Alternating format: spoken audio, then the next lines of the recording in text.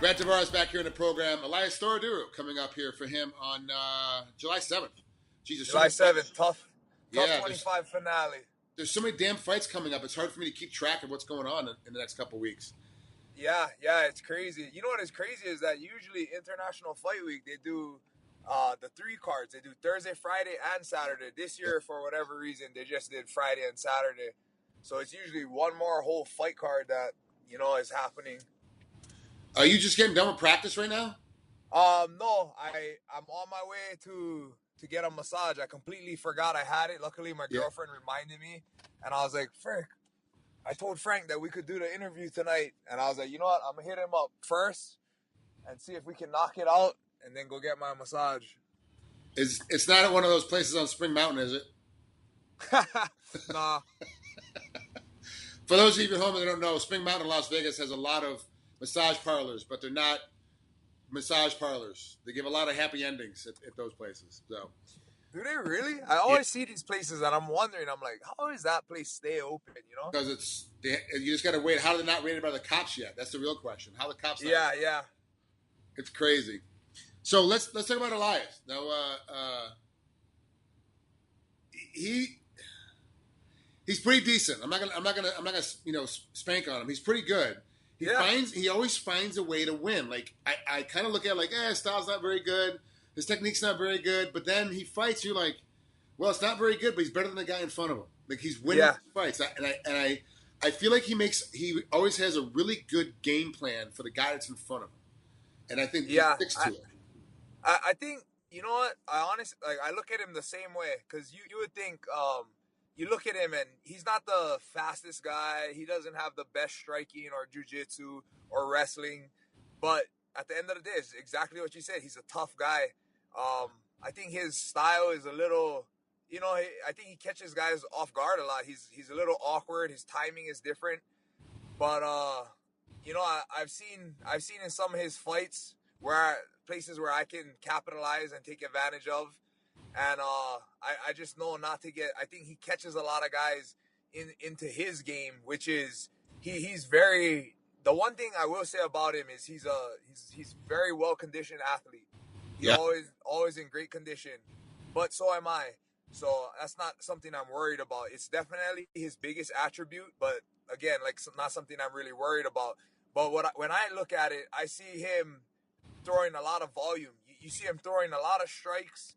A lot of strikes, and sometimes he's throwing these strikes from way out, and what it does is it keeps people at bay. Or they're hesitant to step in because he's constantly throwing stuff, and a lot of times, even though they don't feel in any danger, they don't realize it. This guy is just nonstop throwing stuff. In the judge's eyes, he's winning. He's the aggressor. He's the one pushing the pace. So I think a lot of people fall into that game, and before they know it, 3 rounds went by and they lost. Is Ray Seffel going to be in your corner for this fight? Yeah. Okay. Ray Seffel and Eric Nixick. And Ray is still your head coach? Yeah. Okay. So what was it like talking with Ray when they said, hey, look, here's the opponent, Ray watched tape, and then what was the first conversation you had with Ray about game planning for Elias? I mean, I won't go too much into our game plan, but put it this way: it's a fight that myself, my coaches, my team, my management, it's a fight that we all liked. Okay. So yeah, there wasn't any. Obviously, everybody poses a different threat, but like I said, I see where I can capitalize and where I can take advantage and where I'm better. So that's what we intend to go out there and show. How hard is it for you to be, because you're an island boy, how hard is it for you to be away right now, especially from Oahu, when Yancy Madero and Max Holloway just had these huge victories? Hawaii's finally got a champ again, and you're a Hawaiian boy. It's like, but you're in Vegas. You're at the other island, of Vegas. 9th island. I'm at the 9th island. Is it hard for you right now to be like, you know what, maybe those guys did it at home, maybe I could do it at home? No, definitely not. It's something that I realized a long time ago, that me personally, I couldn't do it there. One is just I'm a bigger guy. When I go back, I'll oftentimes drop into Gracie Techniques and train with those guys. but every single time, just like it was before, I was the biggest guy on the mats. Yeah. You know, and so I'm super stoked for them. I'm happy for Max, for Yancey, for Maki, all of those guys. Yeah. You know, like they got a solid, tight little group going, and they make it happen, and they're doing it from home. You know, like props to them. But as for me, like my last fight, I had to fly back to Hawaii on a few occasions to corner some guys. Yeah. And I had to make calls. It wasn't like, oh, I could just drop in the gym. Like I had to make sure that my training was lined up to where I would have partners. Cause Yeah. I could go in there and Max, you know, like I'm not saying that he couldn't give me good training, but it's just if I have a fight coming up, it's not realistic. He's a 45er. I'm an 85er. There's a big gap there. So I was able to make it happen. My boy Maki Pitolo, he was around. He fights at 170. So we got a lot of training in. My boy Puna Soriano is still living in Hawaii at the time. He's out here in Vegas now. And then I went to Maui and I hit up Kendall. We just were talking about it. And, you know, like, appreciate these guys. Like Kendall, he has freaking a football team of kids.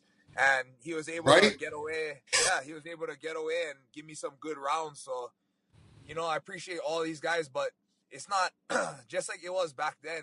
It was hard. Like all the guys my size, they got to work. You know, there's not a lot of big full-time fighters in Hawaii.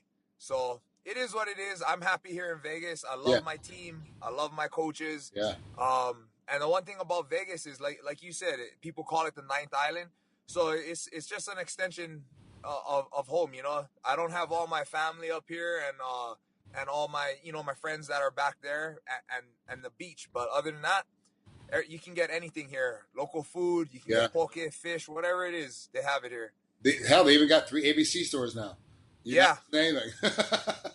I was just walking past an ABC store yesterday at Fashion Show Mall, and I was like, it's crazy. It's like, this is such a simple thing, ABC store, and whoever owns it must be rich. They're killing it, man. They're killing it. It's for the folks at home that don't know, ABC is like the 7-Eleven. You buy in there, it's one-stop shopping. You get milk, eggs, cheese, wine, alcohol, suntan lotion, T-shirts, sandals, tchotchke stuff. Like it's crazy, and it's amazing that Vegas didn't have one before. To be honest, yeah, that's nuts. Anyway, so obviously your rehab is going right because you're not rehab, but your time off, your recovery system is going right. You're getting a massage now, but what else do you do for recovery? You know what? I've been blessed this camp, so. I'm sure you are aware they opened up the UFC Performance Institute. And since opening that, I mean, I've literally been there every day except on Sundays because they're closed. But there's a lot of stuff offered to me. You know, there's the hot cold plunge, Nova Thor, which is this infrared light bed, Normatec machines, which is the compression. And I ended up linking up with Normatec and I ended up getting my own Normatec for at home. So right after practice, I shot home. I threw on some Normatecs on my legs, got on my Xbox, played some games while I did that. So, you know, there's a lot of stuff at my disposal, and it's really helped.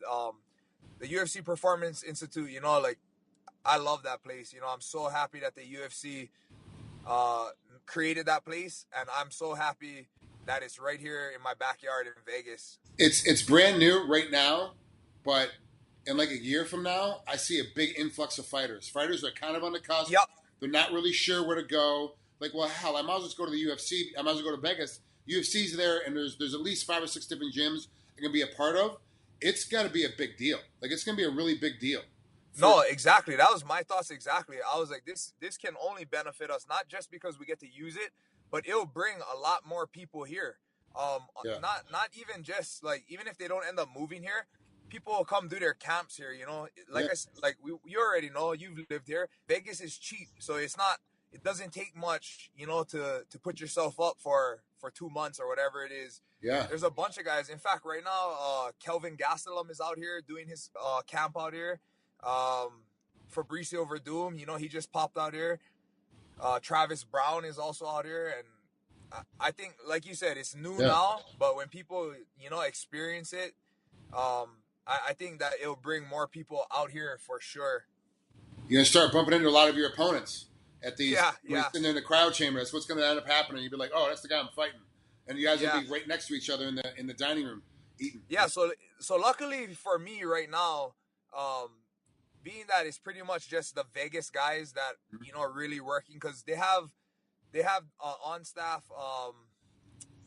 PT, they have an on staff strength and conditioning coach, and an on staff nutritionist, and that's at the disposal of all UFC fighters. So I was actually thinking about that. I'll be like, it's kind of weird. Like, I'll be training with the strength and conditioning coach at, let's say, 10 a.m. and then at 12 p.m. my opponent, Yeah. would be like that. That would make it kind of whatever. But like right now, it's working out just fine. I did my strength and conditioning all at the UFC Performance Institute. Yeah. And those guys, Bo Sandoval, they got it down. I still have to get in there and get a tour. I haven't been in there yet, even though I've been back and forth. I've been back and forth 6 times in the last month between Oahu and Vegas. Just my mom's been sick, so I've had to go back and forth to check up on her. It's been nuts. So, but it's been like I keep driving by it. I drive down 215. I see it. There it is. I just can't. Haven't had a chance to get in there yet. So when next time I'm in town, I'm definitely going to take a tour, take a look at it for sure. Yeah. All right, Brad. Thanks so much, man. I know you got your massage coming up. Yeah, no problem. Thanks for coming on, man. I appreciate making time for us. Have a great rest of your training camp. Thanks. Appreciate that, Frank. I'll talk soon. Okay. Aloha.